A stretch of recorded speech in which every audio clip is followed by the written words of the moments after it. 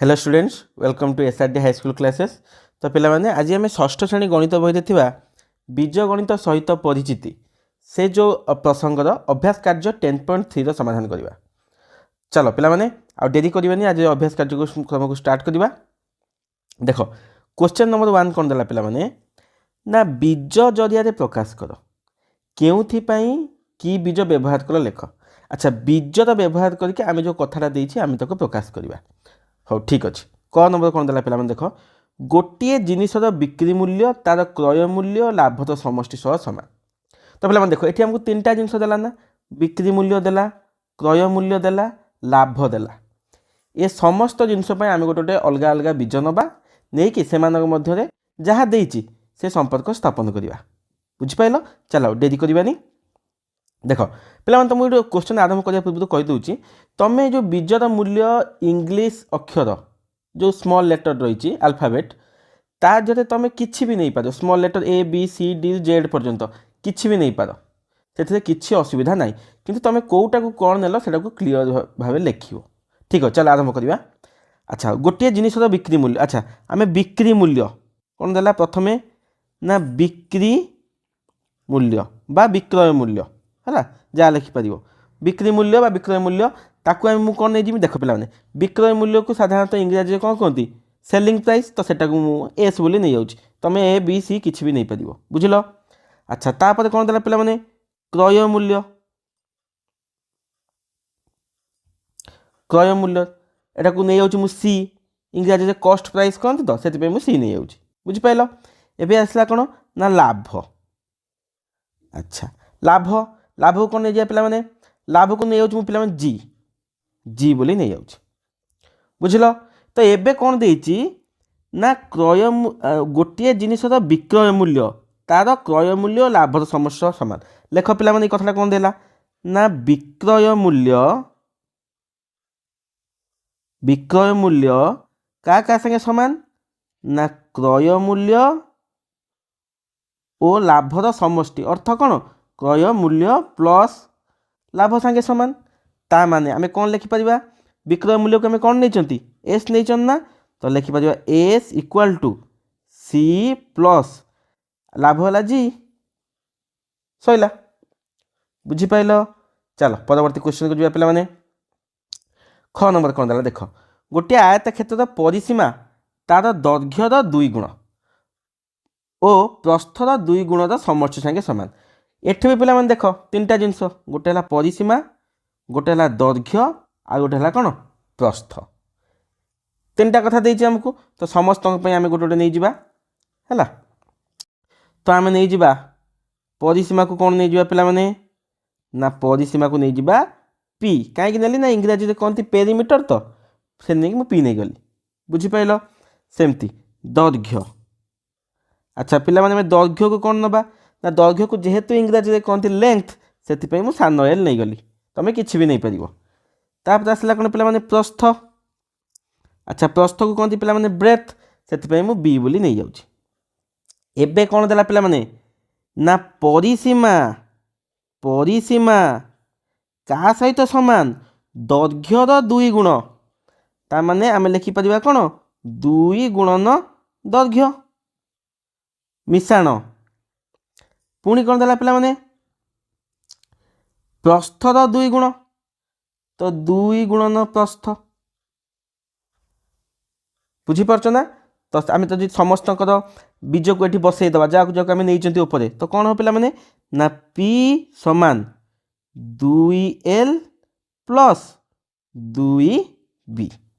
तो पे एक टिके सरल करदे कौन हम पी इक्वाल टू है ये 2 पलैला पे उभय जगह 2 अच्छी 2 को कमन नहीं आसले भितर किए जाइए ना एल प्लस बी उपरटा भी ठीक किसी 2टाक लाइन ठीक किसी तुम जो यहाँ लिखुच लेख यहाँ आउट तार सरल भर्सन किसी असुविधा ना यहाँ लिखले आउट ठीक सेकेंड हार्ट लिखले आउट ठीक बुझिपाल।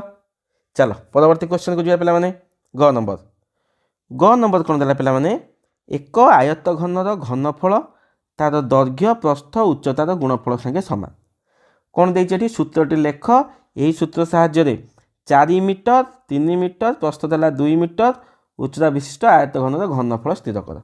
अच्छा पे प्रथम आमको कौन कही ନା ଘନଫଳ ଆଉ ଦୈର୍ଘ୍ୟ ପ୍ରସ୍ଥ ଉଚ୍ଚତାର ଭିତରେ କ'ଣ ଗୋଟେ ସମ୍ପର୍କ ଦେଇଛି ନୁହେଁ କି ଘନଫଳ ଦେଇଛି ଦୈର୍ଘ୍ୟ ପ୍ରସ୍ଥ ଉଚ୍ଚତା ଏଙ୍କ ଭିତରେ ଗୋଟେ ସମ୍ପର୍କ ଦେଇଛି କହିଛି ପ୍ରଥମେ ଏ ସମ୍ପର୍କକୁ ନେଇକି ସୂତ୍ରଟା ଲେଖ ଏବଂ ତାର ସବୁ ମାନ ଦେଇଛି କହି ସେ ମାନ ପକେଇକି ଘନଫଳ ବାହାର କର। ঠিক ଅଛି ପିଲାମାନେ ବର୍ତ୍ତମାନ ଆମେ ଯାହା ଯାହା ଦେଇଛି ସେଥିପାଇଁ ଆମେ କ'ଣ ବୀଜ ଗୁଡ଼ିକ ଲେଖିଦେବା। ଆଚ୍ଛା ଆମେ କ'ଣ କରିବା ପିଲାମାନେ ନା ଘନଫଳକୁ ନେଇଯିବା କ'ଣ ଭି। এটা କାହିଁକି ଭି ନେଲି ପିଲାମାନେ ନା ଯେହେତୁ ଘନଫଳକୁ ଇଂରାଜୀରେ କ'ଣ କହନ୍ତି ନା ଭଲ୍ୟୁମ୍ ବୋଲି କହନ୍ତି। ଆଚ୍ଛା ତାପରେ କ'ଣ ଦେଇଛି ଦୈର୍ଘ୍ୟ ନେବା ଦୈର୍ଘ୍ୟକୁ ନେଇଯିବି ପିଲାମାନେ କ'ଣ ଏଲ୍ ସେମିତି ପ୍ରସ୍ଥ ବି ନେବା ପ୍ରସ୍ଥକୁ ନେଇଯିବି ବି। ଆଚ୍ଛା ଏବେ ନେଇଯିବା କାହାକୁ ଉଚ୍ଚତା ତ ଉଚ୍ଚତାକୁ ପିଲାମାନେ ଯେହେତୁ ହାଇଟ୍ କହନ୍ତି ସେଥିପାଇଁ ମୁଁ ଏଚ୍ ବୋଲି ନେଇଯାଉଛି। ଏବେ କ'ଣ ଦେଲା ପିଲାମାନେ ଘନଫଳ ତାର ଦୈର୍ଘ୍ୟ ପ୍ରସ୍ଥ ଉଚ୍ଚତାର ଗୁଣଫଳ ସାଙ୍ଗେ ସମାନ। ଏଟାକୁ ଲେଖିବା ପିଲାମାନେ କ'ଣ ଦେଲା ନା ଘନଫଳ କାହା ସାଙ୍ଗେ ସମାନ ନା ଦୈର୍ଘ୍ୟ ଗୁଣନ ପ୍ରସ୍ଥ ଗୁଣନ ଉଚ୍ଚତା ଏହା ଦେଇଛି। ତା ମାନେ ସମସ୍ତଙ୍କର ବୀଜ ମାନେ ମୂଲ୍ୟ ସବୁ ପକାଅ ତ ଭି ସମାନ କେତେ ହେବ ପିଲାମାନେ ନା ଏଲ୍ ଗୁଣନ ବି ଗୁଣନ ଏଚ୍। ବୁଝିପାରିଲ। ଆଚ୍ଛା ଏଇଟା ତ ସୂତ୍ର ବାହାରି ପଡ଼ିଲା ବୁଝିଲ। ପୁନଶ୍ଚ ଆମକୁ ଦୈର୍ଘ୍ୟ କେତେ ଦେଇଛି ପିଲାମାନେ ନା ଦୈର୍ଘ୍ୟ ଦେଇଛି 4 ମିଟର ପ୍ରସ୍ଥ କେତେ ଦେଲା ପିଲାମାନେ ପ୍ରସ୍ଥ ଦେଲା 3 ମିଟର। ଆଚ୍ଛା ଉଚ୍ଚତା କେତେ ଦେଲା ପିଲାମାନେ ଉଚ୍ଚତା ଦେଲା 2 ମିଟର। ତ ଘନଫଳ କେତେ ହେବ ପିଲାମାନେ ଟିକେ ଆଗରୁ ଆମେ ବାହାର କଲେ କ'ଣ ନା ଦୈର୍ଘ୍ୟ ଗୁଣନ ପ୍ରସ୍ଥ ଗୁଣନ ଉଚ୍ଚତା ତ ଲେଖିବା କ'ଣ 4 ଗୁଣନ 3 ଗୁଣନ 2 ନୁହେଁ କି କେତେ ହେଲା ପିଲାମାନେ ନା 4 3 12 ଦୁନେ 24 ଏଇଠି କ'ଣ ଲେଖିବ ପିଲାମାନେ ନା ଘନ ମିଟର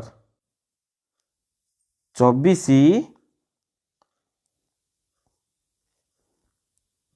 ଘନ ମିଟର। ଯେତେବେଳେ ଉଚ୍ଚତା ସରି ଆୟତନ ଯେତେବେଳେ ଆମେ ବାହାର କରନ୍ତି ସେତେବେଳେ ଘନ ବୋଲି ଲେଖନ୍ତି ଯେମିତି କ୍ଷେତ୍ରଫଳ ବାହାର କଲେ ଆମେ ବର୍ଗ ବୋଲି ଲେଖନ୍ତି। ବୁଝିପାରିଲ। ଚାଲ ପରବର୍ତ୍ତୀ କ୍ୱେଶ୍ଚନକୁ ଯିବା ପିଲାମାନେ 2 ନମ୍ବର। ଆଚ୍ଛା 2 ନମ୍ବର କ'ଣ ଦେଇଛି ଦେଖ ପିଲାମାନେ ନା ବୀଜ ଓ ସଂଖ୍ୟା ବ୍ୟବହାର କରି ନିମ୍ନ ପରିପ୍ରକାଶ ନିର୍ଣ୍ଣୟ କର। ଆଚ୍ଛା ପ୍ରଥମେ କ'ଣ ଦେଲା ପିଲାମାନେ ଦେଖ ବିର 2 ଗୁଣ ଠାରୁ ସିର 5 ଗୁଣ ଅଧିକା ହୋଇଥିବା ପରିପ୍ରକାଶଟି ଲେଖ। ଆଚ୍ଛା ପ୍ରଥମେ ଆମେ ଲେଖିବା ବିର 2 ଗୁଣ ତ ପିଲାମାନେ କ'ଣ ହେବ ବିର 2 ଗୁଣ ମାନେ 2b ନା ବିରେ 2 ଗୁଣିବା ସେମିତି ସିର 5 ଗୁଣ କେତେ ହେବ ସି ଗୁଣନ 5 ବା ତାକୁ କ'ଣ ଲେଖିପାରିବା 5c। ବୁଝିପାରୁଛ ନା। ଏବେ କ'ଣ ଦେଲା ବିର 2 ଗୁଣ ଠାରୁ ସିର 5 ଗୁଣ ଅଧିକ ହୋଇଥିବା। ଆଚ୍ଛା ବିର 2 ଗୁଣ ଠାରୁ ଲେଖ ପିଲାମାନେ ବିର 2 ଗୁଣ ଠାରୁ ସିର 5 ଗୁଣ ଅଧିକ ତ କ'ଣ କରିବା ପିଲାମାନେ ନା 2b ଅଧିକ ମାନେ କ'ଣ ପିଲାମାନେ ମିଶାଣ ନା ମିଶାଣ 5c। ବୁଝିପାରିଲ। ଚାଲ ପରବର୍ତ୍ତୀ କ୍ୱେଶ୍ଚନକୁ ଯିବା ପିଲାମାନେ ଦେଖ ख ନମ୍ବର କ'ଣ କହୁଛି ପିଲାମାନେ ନା xର 3 ଗୁଣ ଠାରୁ pର 1/4 ଉଣା ହୋଇଥିବା ପରିପ୍ରକାଶଟି ଲେଖ। ଆଚ୍ଛା କ'ଣ ଲେଖିବା ପ୍ରଥମେ xର ପିଲାମାନେ 3 ଗୁଣ ତାକୁ କ'ଣ ଲେଖିପାରିବା ନା x ଗୁଣନ 3 ବା ସେଟା କେତେ ହେଇଯିବ 3x। ସେମିତି pର 1/4। ଆଚ୍ଛା pର 1/4 ମାନେ କ'ଣ pର ମାନେ ଗୁଣନ 1/4 ମାନେ କ'ଣ ପିଲାମାନେ 1/4 ତ ପିଲାମାନେ ଏଇଟା କେତେ ହେଇଗଲା pରେ 1 ଗୁଣିଲେ କେତେ ଏ ଉପରେ ଉପରେ ଗୁଣି ହେଇଯିବ p/4। ବୁଝିପାରିଲ। ଏବେ କ'ଣ କହିଛି ନା xର 3 ଗୁଣ ଠାରୁ pର 1/4 ଉଣା ଉଣା ମାନେ କ'ଣ ପିଲାମାନେ ନା କମ ତ ଏଟା କ'ଣ ଲେଖିବା ନା ଏଇ ଯେଉଁ xର 3 ଗୁଣ ଯେ କେତେ 3x। ଆଚ୍ଛା ଉଣା ମାନେ କ'ଣ ମାଇନସ୍ ଚିହ୍ନ ଦେବା पी रो 1/4 केते बाहला पिला माने ना p विभक्त 4 एई होची कथा बुझी पाइलो। चलो परवर्ती क्वेश्चन को जिया पिला माने ग नंबर कौन सेमती देइची p रो 5/6 अपेक्षा 7 बेसी होइथिबा परिप्रकाश। अच्छा p रो 5/6 जे माने कौन हबो p रो माने गुणन 5/6 माने कौन 6 भाग रु 5 भाग तो एटा केते गला पिला माने ना 5p/6 बुझी पाइलो। अच्छा ताहा अपेक्षा 7 बेसी अर्थात कौन हो पिला माने परिप्रकाशटी। अच्छा 5p/6 प्लस 7 7 बेसी कही ना माने कौन 7 जोग हम बुझी पाइलो। चलो परवर्ती क्वेश्चन को पिला माने घ नंबर m और n रो जोगफल ठारू z रो 3 गुण कम होइथिबा परिप्रकाशटी लेख। अच्छा आगे z रो 3 गुण लिखिदबा ना फास्ट m ओ n रो जोगफल लिखिदबा n ओ n रो जोगफल केते पिला माने ना m प्लस n तापरे कौन देला z रो 3 गुण लेख z रो 3 गुण कौन हो पिला माने ना 3 गुणन z जे केते हो पिला माने ना 3z। अच्छा एबे कौन देला ना m ओ n रो जोगफल ठारू z रो 3 गुण कम अर्थात अच्छा m और n रो जोगफल हम काट देइचंती के m प्लस n बुझी पाइलो ता ठारू केते z रो 3 गुण जे केते 3z कम माने कौन माइनस चिन्ह -3z बुझी पाइलो। चलो परवर्ती क्वेश्चन को पिला माने 1 नंबर b और 4 रो भागफल ठारू c रो 3/4 कम होइथिबा परिप्रकाशटी लेख। अच्छा आगे b और 4 रो भागफल कर दवा b और 4 रो आगे भागफल निर्णय कर दवा केते पिला माने ना b विभक्त 4 ना भागफल माने कौन विभक्त बुझी पाइलो। अच्छा पुणी कौन देला c रो 3/4 काढ़ c रो 3/4 जे कौन हो पिला माने c गुणन 3/4 माने 4 भाग रु केते भाग 3 भाग जे केते हो पिला माने ना 3c/4। अच्छा एबे कौन देला पूरा लेख क्वेश्चन टा कौन देला b ओ 4 रो भागफल ठारू c रो 3/4 कम अर्थात c ओ 4 रो भागफल केते सॉरी b ओ 4 रो भागफल केते b विभक्त 4 कम माने कि चिन्ह माइनस चिन्ह एठी रहइबो केते 3c/4 बुझी पाइलो। चलो परवर्ती क्वेश्चन को जो पिला माने देखो 3 नंबर कौन कहि पिला माने ना बीज माध्यम लिखित निम्न परिप्रकाश गुड़ी को भाषा रे प्रकाश कर माने 2 नंबर जहाँ करथुले 3 नंबर तार उल्टाटा करवा बुझी पाइलो जिबा। अच्छा क नंबर क्वेश्चन कौन देला ना 3x + 2y। अच्छा एक को जदि आम लिखा कौन लिखा पिला माने ना x रो 3 गुण ठारू y रो 2 गुण ये प्लस चिन्ह अच्छे ना पिला माने तो कौन लिखा अधिक बा बेसी बुझिपाइल। चल ख नंबर करवा। ख नंबर कौन देला पिला माने 2a - 7। अच्छा एटा कौन लिखा पिला माने ना ए रो 2 गुण ठारू 2 गुण ठारू। अच्छा एटी कि चिन्ह अच्छे पिला माने माइनस चिन्ह ना, तो कौन लिखा 7 कम कम बा उणा तुम जा लिखिपर। अच्छा चलो परवर्ती नंबर को जा पे ग नंबर। ग नंबर कौन देला पे क्वेश्चन 2p + 3q - 8। एटा बढ़िया क्वेश्चन देख पे। अच्छा एठी फास्ट कौन करची p रो 2 गुण आउ q रो 3 गुण एको आगे समष्टि नहीं ता ठारू आर को माइनस करची बा वियोग करची। बुझिपाइल सेटा लिखिबा फास्ट कौन लिखिबा p रो 2 गुण ओ q रो 3 गुण रो कौन समष्टि ठारू केते कम ना आर कम बा आर उणा तुम जा लिखिपर। बुझिपाइल एटा बढ़िया क्वेश्चन पे। चलो तापर नंबरटा घ नंबर। एटा भी बढ़िया क्वेश्चन पे देख 3c/5 मिश्रण d।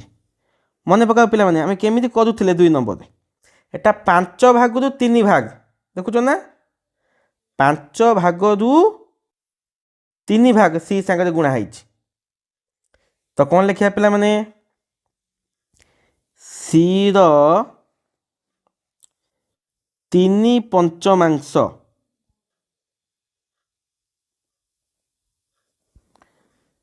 सी रो 3/5 माने 5 भाग रु 3 भाग ठारू एटी प्लस अच्छी ना प्लस नहीं कि ठारू डी कौन हम ना अधिक अधिक बा बेसी जा पार लिखिपर। बुझिपाइल पिला माने चलो परवर्ती क्वेश्चन को जा पिला माने। अच्छा 4 नंबर गोटे आयत चित्र आकृतिर चट्टाणर प्रस्थ 2 मीटर दैर्घ्य प्रस्थर 2 गुण। अच्छा प्रस्थ दे 2 मीटर आ दैर्घ्य देला कौन प्रस्थर 2 गुण तेबे तार क्षेत्रफल केते। अच्छा तार क्षेत्रफल पचारा पुणी कौन पचारछि ना सही सूत्र व्यवहार करी 8 मीटर प्रस्थ विशिष्ट चट्टाणर क्षेत्रफल निर्णय कर। ठीक अच्छे पे जीवा। अच्छा हो प्रथम ये चित्रटे करदे पे देख चित्र नकले आम एमती क्वेश्चन बुझा कष्ट हम तो प्रस्थ देला केते 2 मीटर। अच्छा दैर्घ्य प्रस्थर 2 गुण तार माने एटा कौन नवा 2b नहीं कि ठीक अच्छे ये लिखुची देखा भलसे बुझीपर। अच्छा प्रथम आम देला कौन ना प्रस्थ आमको से दे केते ना 2 मीटर। अच्छा दैर्घ्य कौन देइची दैर्घ्य समान प्रस्थर 2 गुण तार माने आम लिखिपर कौन प्रस्थ गुणन 2। अच्छा प्रस्थ केते कि b गुणन 2 केते हम 2b। बुझिपाइल ना तो आम दैर्घ्य केते बाहरी पड़ा 2b मीटर। अच्छा एबे पचार कौन तेबे तार क्षेत्रफल केते। अच्छा आम क्षेत्रफल बाहर करदे तो पे आगे आगु जानी जे आयत क्षेत्र क्षेत्रफल सूत्र कौन ना दैर्घ्य गुणन प्रस्थ। अच्छा तो दैर्घ्य केते पिला माने 2b प्रस्थ केते b। अच्छा 2b रे b गुणले केते हबो 2b स्क्वायर वर्ग मीटर। पिला माने क्षेत्रफल बाहर कला सब बेले वर्ग लिखिबा एटा इंपोर्टेंट तो 2b स्क्वायर वर्ग मीटर गला क्षेत्रफल बाहर कले है से सूत्रटा आम पाईगले। पुणी कही से ही सूत्र व्यवहार करी 8 मीटर प्रस्थ विशिष्ट चट्टाणर क्षेत्रफल निर्णय कर कौच ठीक से ही सूत्र व्यवहार करी गोटे आउ गोटे चट्टाण अच्छी जार प्रस्थ है 8 मीटर यहाँ है 8 मीटर। अच्छा पे देख एटा जदि 8 ताले दैर्घ्य हूँ 2b ना माने 8 गुणन 2 ना जे केते हो 16 मीटर हो ना। ठीक अच्छे चलो पे आम बर्तमान এইଠି এই সূତ୍ର ব্যবহার করিকি আমি ক্ষেত্রফল কাঢ়িবা। আচ্ছা ଆଉ ଚାଲ ତ ଦତ୍ତ ଦତ୍ତ ମାନେ ପିଲାମାନେ ଦିଆଯାଇଥିବା ହେଲା ଦତ୍ତ ଚଟାଣର ପ୍ରସ୍ଥ ଦେଇଦେଲା କେତେ ପ୍ରସ୍ଥ ଦେଇଦେଲା 8 ମିଟର ତ ୟାର କ୍ଷେତ୍ରଫଳ ହେବ କେତେ ପିଲାମାନେ ଏଠି ଆମ କ୍ଷେତ୍ରଫଳ କେତେ ବାହାରୁଛି ପିଲାମାନେ 2b ସ୍କୋୟାର ନା ତ 2 ଗୁଣନ 8 ର ସ୍କୋୟାର। আচ্ছা 2 গুণন 8 ର ବର୍ଗ ଯେ କେତେ ପିଲାମାନେ ମାନେ 8 ଗୁଣନ 8 8 ଅଷ୍ଟା 64 ତ କେତେ ହେଲା ପିଲାମାନେ 64 ଦିନ କେତେ 60 60 120 ଇଏ 4 4 8 128 ବର୍ଗ ମିଟର ବୁଝିପାରିଲ। ଅତଏବ ଦତ୍ତ ଚଟାଣର